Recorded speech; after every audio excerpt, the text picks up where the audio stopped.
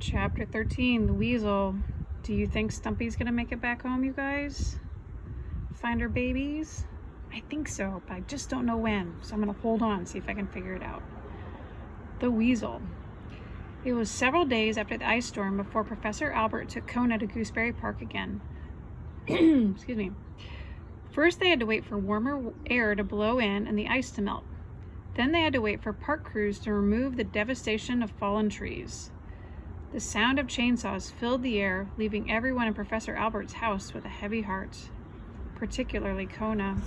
He thought of Stumpy's cozy nest, destroyed, all her treasures scattered and gone, and he wondered if he really would ever see her again. Finally, Professor Albert resumed his walks to the park, and Kona was mightily relieved, for he had hopes of hearing news there of Stumpy. With the warmer weather, many animals would be out.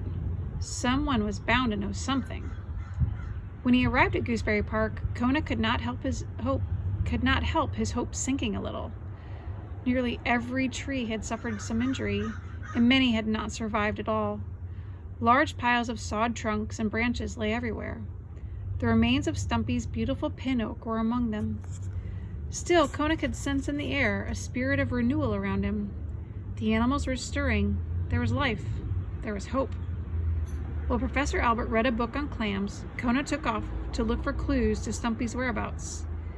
He stopped to chat with a chipmunk who had just awakened from hibernation and was still a little groggy. "Are you acquainted with a squirrel named Stumpy?" Kona asked. The chipmunk yawned. "Oh, whose cabbage was it?" he said. Kona sighed and moved on. Then Kona met a mallard duck who said that no, he didn't know what had become of Stumpy, but that the weasels on the west side were bound to know something. All weasels live for gossip and sensational events, and if one weasel knew something, all weasels knew it. Kona thanked the mallard and headed across the park. Once he arrived on the west side, it didn't take Kona long to find a weasel.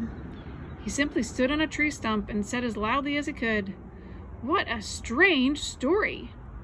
And sure enough, from behind a broken maple, a weasel popped out his head. The weasel ran over to Kona, sniffing the air. "What's strange?" the weasel asked. What? "It's about that squirrel who lost her babies over on the east side." "Yeah, I heard about that squirrel," answered the weasel. "So what?" Well, Kona replied confidentially. "I hear that a dog on Miller Street." "Do you know Miller Street?" "Yeah, I know it. Go on," said the weasel. "Well," Kona continued, "a dog on Miller Street has some treasure that belongs to that squirrel, but he can't find her anywhere, and he actually wants to give the treasure back. Now, isn't that strange?" "The dog lives on Miller Street, you say?" asked the weasel. "Right," said Kona, thinking as fast as he could. "And I hear he's planning to put a sign on his house tomorrow night, so the squirrel can come find him." What kind of sign?" asked the weasel. "Like, 'Welcome, Squirrel,' or something?" "No, I hear that it's going to be a sign only the squirrel will know. A secret sign," Kona answered. "Imagine, leading straight to treasure." "You sure it's Miller Street?" the weasel, who was always interested in treasure, asked. "Oh yes," said Kona. "Tomorrow night, a sign for the squirrel on Miller Street. I'm positive." "So, do you know what the sign is?" asked the weasel, his sharp little nose twitching. "No," said Kona, "afraid not."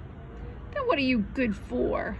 the weasel sneered, and he ran off to find another weasel who might know about a sign for a squirrel on Miller Street.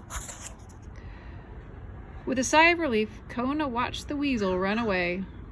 Then the dog turned and hurried back to Professor Albert and home, for he had a very important task ahead of him. Before tomorrow night, he had to think of a sign.